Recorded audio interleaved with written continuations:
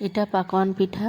এই পাকান পিঠাটা বানানোর জন্য মেন কটা টিপস আছে, যেটা আমি এখানে বলে দিচ্ছি। আপনারা এইভাবে দেখে বানিয়ে নিতে পারবেন। এখানে 1/2 কেজি পরিমাণ আতপ চাল আমি 3-4 ঘন্টা ভিজিয়ে রেখেছিলাম। আধ ঘন্টা আগে একটা পাতিতে পানি ছড়াতে দিয়ে তারপরে আমি এটা মিক্সিতে আটাটা বানিয়ে নিয়েছি, নিয়ে ভালোভাবে চেলে নিতে হবে। আর এখানে আমি 1 কাপ গুড়, তার সঙ্গে 1/2 কাপ চিনি দিয়েছি, 3 কাপ পরিমাণ পানি, 2টো এলাচ থেতো করে দিয়েছি, আর এতেই সামান্য নুন দিয়েছি, একদম 1 চিমটি দিয়ে এটা 15 মিনিট ভালোভাবে ফুটিয়ে নিচ্ছি। একদম ঘন করে, একটু আঠা আঠা ভাব চলে আসবে।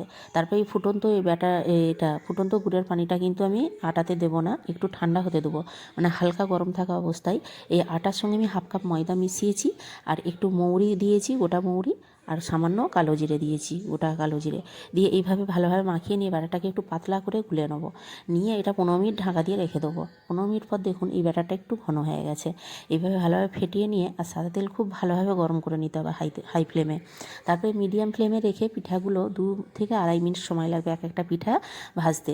এক সাইড 1 মিনিট ভাজা হয়ে গেলে তারপরে অন্য সাইডটা 1 মিনিট হতে দিতে হবে। মিডিয়াম ফ্লেমে রেখে এইভাবে পিঠাগুলো বানিয়ে নিতে হবে। এই পিঠাটা যত ঠান্ডা হবে খেতে তত ভালো লাগবে।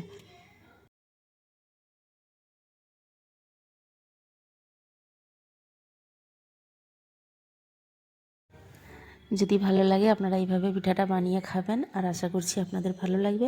প্লিজ আমার চ্যানেলটিকে সাবস্ক্রাইব করে পাশে থাকবেন। Thank you.